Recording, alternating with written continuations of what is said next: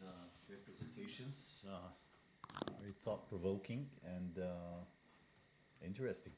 I'd like to collect a few questions in order for us to proceed with the panel. Please. Yes. Hi. So first, thank you both. So much to talk about, but my questions are reproductive easy. First, just an observation.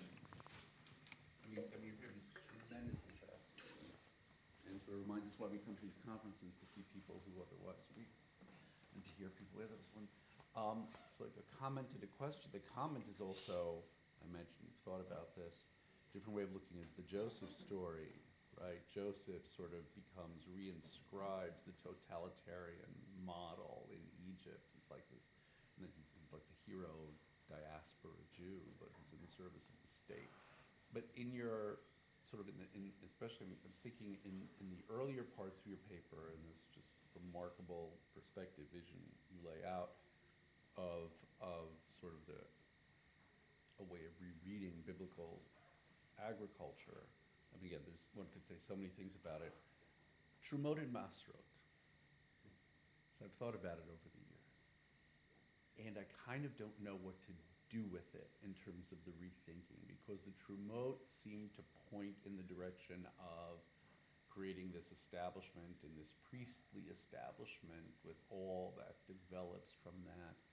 Masrot,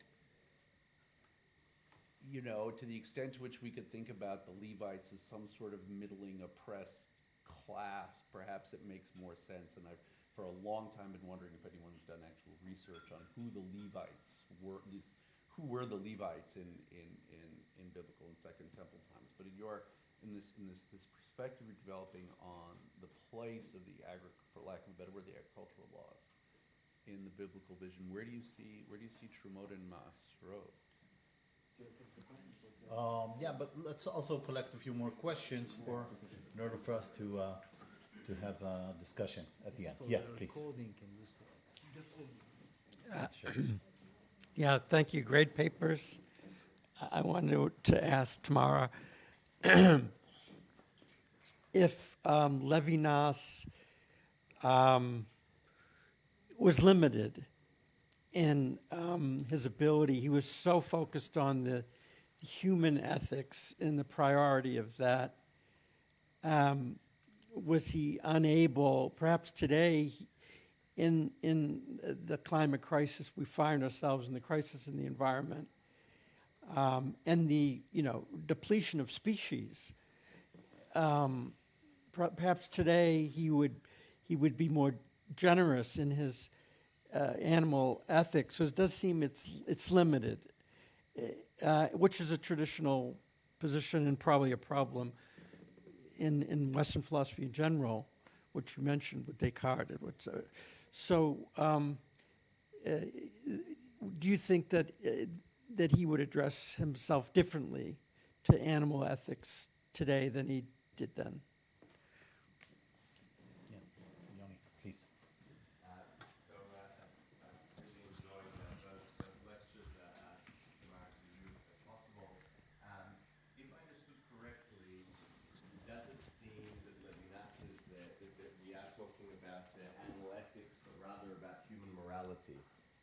Meaning, and to go back to the question that was just asked now, if I understood correctly, it's less about the animal, but the animal as a mirror for how humans should be behaving.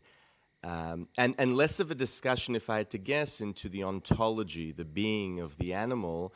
And interestingly, the verses, or the question of what Judaism thinks about animal ethics in your quotations from the Talmud seem to be a manifestation of Levinas's thought, because they're not dealing with the bits in Genesis discussing what spirit or soul animals have, and again, the ontology of animals. And in that sense, perhaps if one was to ask who are the top 5 or first few to read about what Judaism thinks about animals, I'm guessing perhaps Levinas wouldn't be one of those, if we want to understand about animals per se. Great. Any more questions? Then I'll add mine. Oh, yeah, sure. I'll stand up because I don't see Dr. Wright. Hi. So my question is the following. I'm not a scholar in religion or anything like that, but if I understand correctly, there's no part in the Jewish religion that says that it's mandatory to, for example, kill an animal. There are traditions and things like that, but if I understand correctly, nowhere it says that you have to.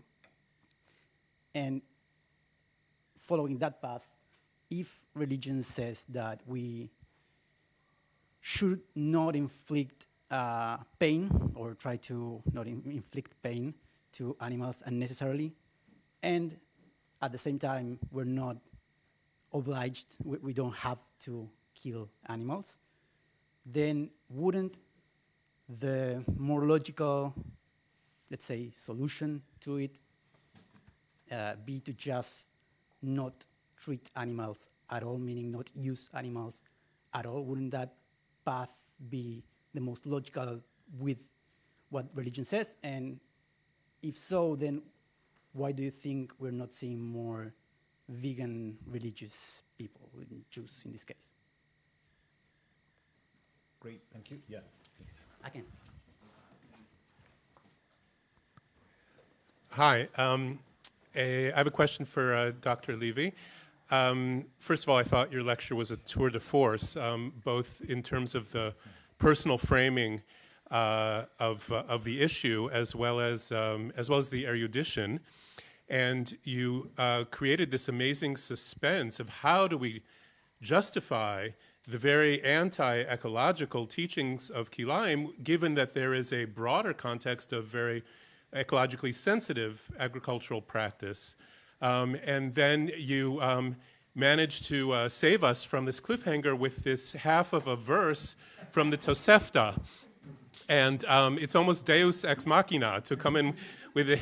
And so but it does the work. It actually gives you the connection that you were looking for. And I think it's an amazing thing that I had never seen anywhere else.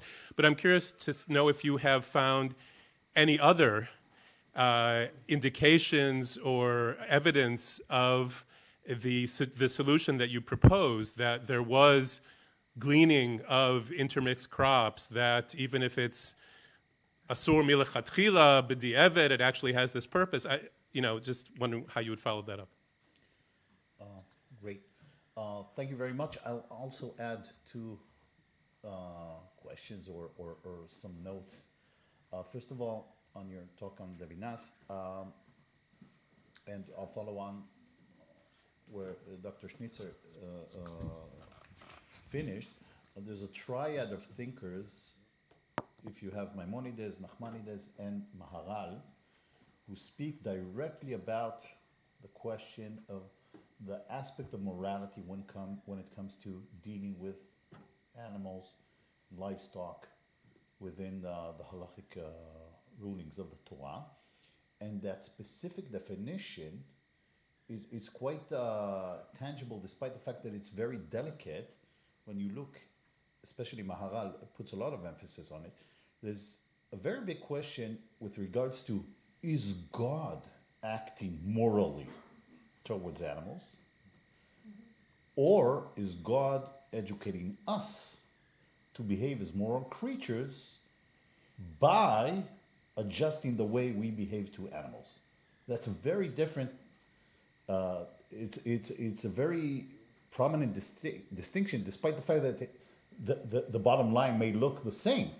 But is God preoccupied with how the life of the animals will be, or is it him educating us? I think that could be a very interesting point with regards to Levinas. And regarding your very, very beautiful talk on Kilayim, I sensed a bit of cynical notes when it came to the discussion of the market. That is how the prices should be adjusted. You brought that billboard from California, speaking about jobs, no jobs here. I think history taught us that despite the wealth, despite thinking that if everyone should have everything, we will live in a beautiful, fantastic, Eden-like world, reality is that in many of those societies, everyone indeed had the same poverty.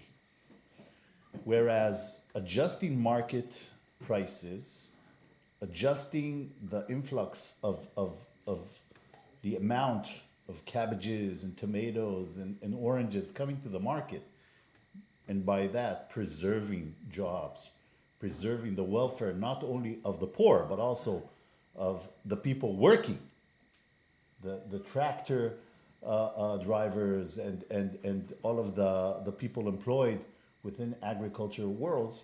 It's also a consideration, and I think it's very prominent, specifically when it comes to when you see a position, a divine position of restraining the abundance of the crops, which actually could also make sense. Just a thought. I mean, it's not nothing with proclamation mark.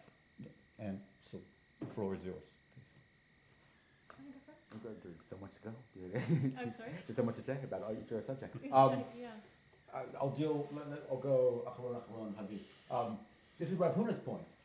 This is exactly Rav Huna. He's sitting there and he's saying, we've got to buy up all the leftover vegetables. And the poor are saying, well, great, Rav Huna, now we get to eat them. He's like, I'm going to throw them into the river.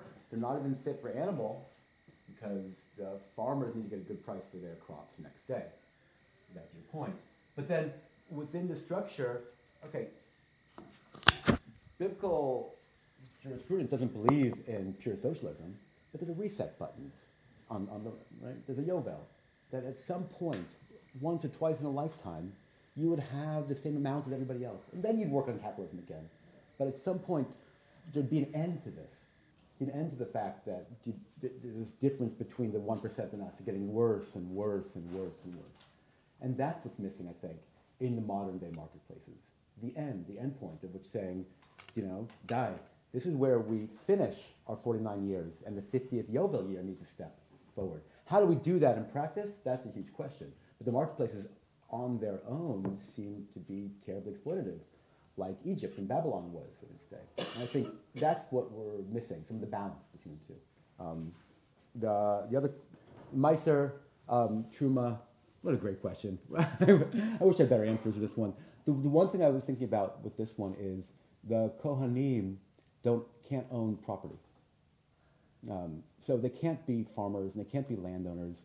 And the Talmud says specifically, when it comes to Truma, you don't have to give to all the Kohanim. You know who you give to? Your favorite Kohen, your favorite priest. So not only did you have to be an odorless Kohen priest, but it had to be a kind one too, one who was concerned about your community, one who's out there in the world. So I wonder if there's something about, and that might be the shift, whereas with the priests of Egypt, they were land-based, whereas our priests are totally different, and our priests have no land, and have to be really nice to everyone else, to have to be really nice to the farmers, good spiritual leaders. So an interesting thing with Truma, we talk about it further, Truma and Masorah, especially for re-envisioning them today, is that there's a sanctity in them. And that, I wonder... Well, this is what you take the Truma Meiser and you throw it away. Throw it away, or like say in Jerusalem Zoo, they feed it to the animals, which is why the animals are so well fed. But I don't know, it's one of the, because it's so all over the place. And once again, it's become very much like, at least we don't think about Truma and Meiser as a way of creating justice. We mostly think of it as some religious fundamental thing where you have to do this, and I won't shop in that place unless it does Truma and Meiser. But it's not often about what does this mean to me to have something that I can then give up to another who's less, to the poor, to the Levi and to the poor. And the Levi itself is an interesting one. I'm not quite sure. I'm biased, definitely. It's a key question. And also, why the shifts? Why those years? Some for the poor, some go to Jerusalem. Would probably require a deeper thought. Do you want to? I think I'll need the microphone. Okay.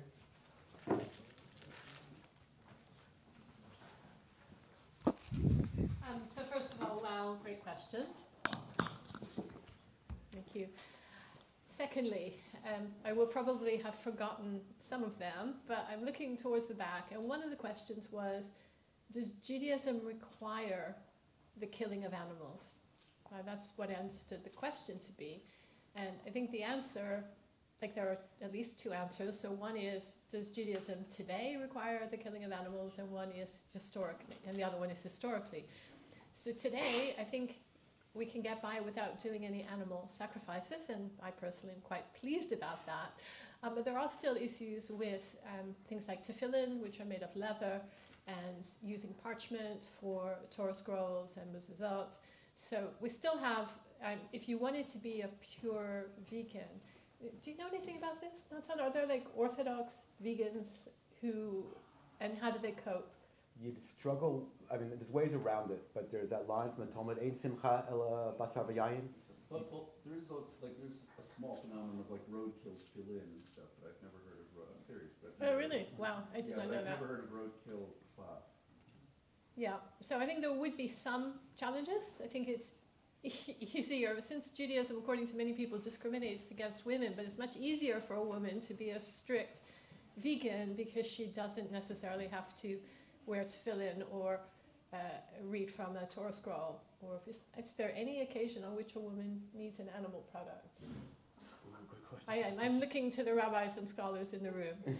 So during the coffee break, please ask more learned people than I about this. Next question that I remember was about the ontology of animals. And so one thing I would say about, Emmanuel Levinas, first of all, he didn't like the word ontology, had all these Heideggerian echoes for him. But secondly, he's really interested in ethical subjectivity. What does it mean to be an ethical human being? And ultimately, on Shavuos night, I gave a talk which was literally about the meaning of life. I sort of feel like finally, as a philosopher, you're allowed to talk about what is the meaning of life. But anyway, I think what Levinas really is doing is I kind of have this vision of him as almost like feeling like he has to single-handedly rescue Western civilization and Jewish civilizations from the ruins of the 20th century, right? So, and there's like a little footnote that I want to add, that we published this interview and then I got busy with other things, I kind of forgot about it. And then one day I was researching something and reading a secondary source on Levinas, and it talked about the interview that Levinas did with these Warwick graduate students. We were talking about the 40 years. I feel like I'll be forever young because I'll forever be a Warwick graduate student. But anyway, this secondary source was criticizing us for having dared to ask Levinas, whose family were murdered in the Holocaust, about animals, right? And then, I don't know who this person was or what their kind of little vendetta against us was, but they felt this kind of sense of moral repulsion. Why are we talking about animal ethics and responsibility for animals when what this philosopher is trying to do is convey a sense that morality is still meaningful even after the failure of morality in the 20th century. Okay. Go ahead. Go. Did anyone ask about that line that Levinas uses in the non-Talmudic readings about the last Kantian? That's in thinking just about that. So that's thank you for that. I didn't have time to fit it in my presentation. So that's the other main source that's quoted all the time. Where does Levinas talk about animals? He tells the story of being a Nazi prisoner of war in a Jewish work camp, and how the surrounding villagers did not treat them in any way as human. They could tell by the way these people looked at them that they didn't think of them as human. But they were befriended by this little dog, which they decided to call Bobby. And every morning Bobby saw them off to work, and every evening he greeted them happily. Like I see all the dog owners in the room nodding their heads. So Bobby, and what Levinas says is Bobby was the last Kantian in Nazi Germany, right? And then I think most of you get the joke. He was the last, I almost said the last person, so let's let it go. Bobby was the last person to recognize these Jews as human beings. Okay, sorry, and you wanted to bring that in because, go ahead. Is that then relevant to this conversation when we think about animals and Levinas in the ethics? Or is It is definitely relevant to the conversation, but what you don't get in that article is Levinas really talking at length about what do we think about animals and how do we interact with animals. It's a lovely and rich story, and people have written many beautiful things about it. Okay. All right, so the other thing was something like, is Emmanuel Levinas in the top 5 people we should read if we want to talk about animal ethics? Short answer to which I would say is no. On the other hand, I would also say that our book, Face to Face with Levinas, with Animals, is a great book. It has a wonderful picture on the cover that Peter took of primates in the San Diego Zoo. And I think, but I think really, you know, the biggest point is that why was there so much interest pretty much in the continental world and in the sort of animal rights world in what resources we might find in Levinas's thought? And I think that the answer to that is because he just has a completely different way of thinking about subjectivity. And he kind of reorients subjectivity to be this decentered thing. Who am I? I am basically the locus of my responsibilities for others, right? And people are just kind of taking that and saying, well, what if we think about it in terms of also animals and not just humans? And I think one of the articles within the book actually thinks about it more broadly in terms of the subject of our conference, which is sustainability and environmental responsibility, right? So the point is the decentering of subjectivity, and then as educators and communities, we can do a lot with that. If I've neglected your question, and I'm turning to Stephen. Okay, do one more? No, in the coffee break, sure. Thank you. Thank you very much to our great speakers, and we will now go to the coffee break. No, sorry, we will not go to the coffee break. We are honoured that the Rector of Bar-Ilan University, Professor Amnon Albeck, has taken some time out of his busy schedule to say a few words, and I think it's just the time also to add that the Weisfeld Maayan Institute is an institute under the division of the Rector's office. Testament to your support for us. Thank you so much.